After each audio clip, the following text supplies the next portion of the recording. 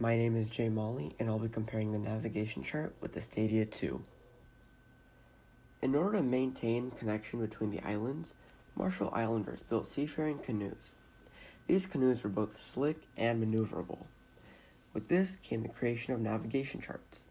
The art of navigation was a closely guarded secret, handed down within certain chiefly families, and more charts are made to help increase the knowledge on navigation and the surrounding geography. These islands are low-lying and are hard to see from a distance, which is another reason the charts were necessary. Alongside that, the growth of trade and the community building between islanders was another reason. The navigation charts were made by the Marshall Islanders in the early 20th century. It's made with stick-like midribs of coconut palm fronds and originates near Micronesia. The chart has horizontal and vertical sticks that act as its framework, and the diagonal and curved sticks represent wave swells. The shells represent the position of the islands, and the whole chart is not constructed to scale. The navigation chart was used as memory aids for experienced navigators. It organized information about piloting and navigating the surrounding islands, and it was also memorized during trainings before the voyages. Navigation was an essential skill for sailors, and without it, they would be completely lost. If a sailor were to carry one at sea, it would put their entire skill in question.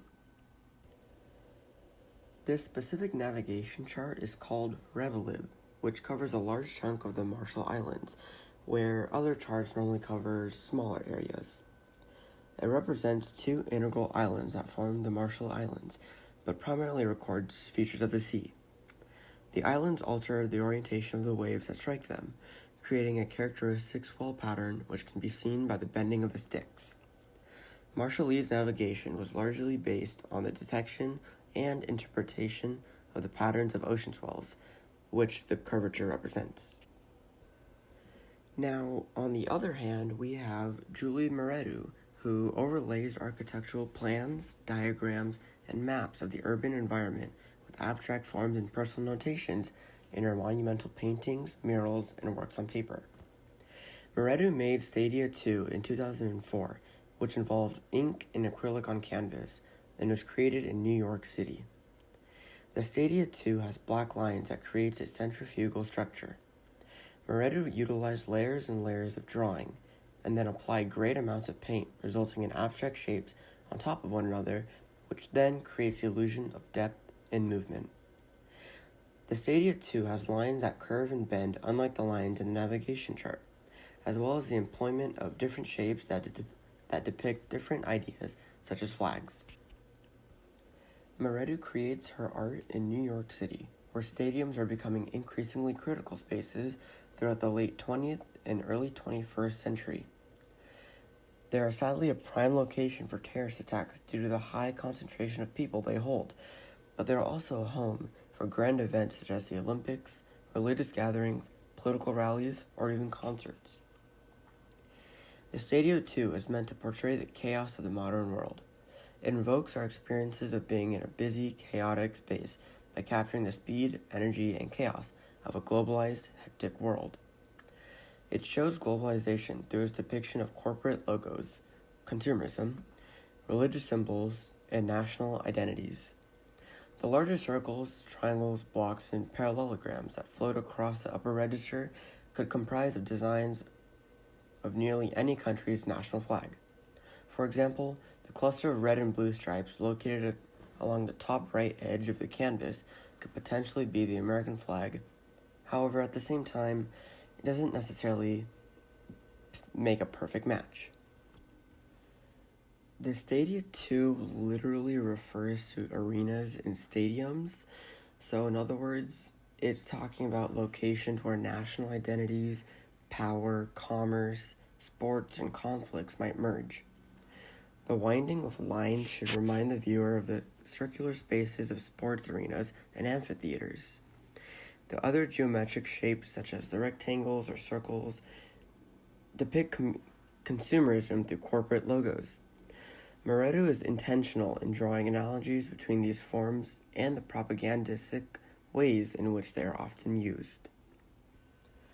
So now you can see that both pieces connect because they both have concept of geometry.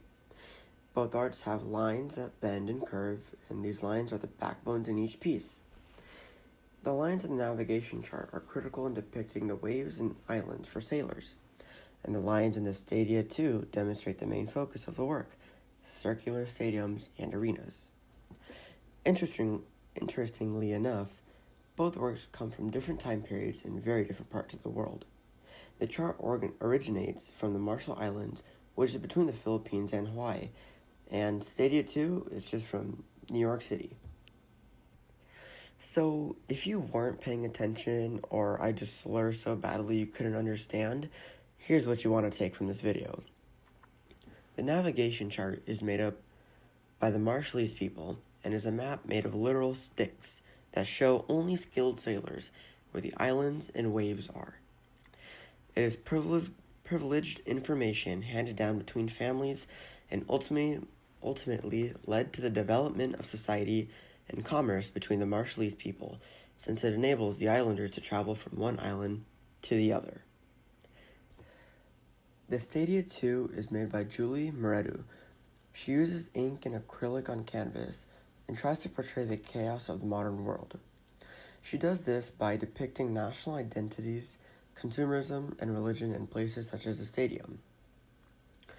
Layers of drawing and paint were applied, and that gave it an abstract feel and the illusion of depth. The one and only thing that both artworks have strongly in common is their use of visual geometry to convey their function. Other than that, there isn't much they have in common. One is a physical object and the other one is a painting. They are made on different sides of the world and have different functions respective to their culture. And before I begin wrapping this up, I just want to give you guys the simplest information I can give so it sits in your head. So, the title of the navigation chart is the navigation chart. The Oceanic people is the culture it's made from, more specifically the Marshallese peoples, and the chart is made of wood and fiber. It was made in the late 19th to early 20th century, and it's located in Micronesia. Stadia 2 is made by Mehretu. She used ink and acrylic on canvas and made it in 2004 in New York City. The artist herself is born in Ethiopia, so it's reasonable to assume that the art could be Ethiopian and American.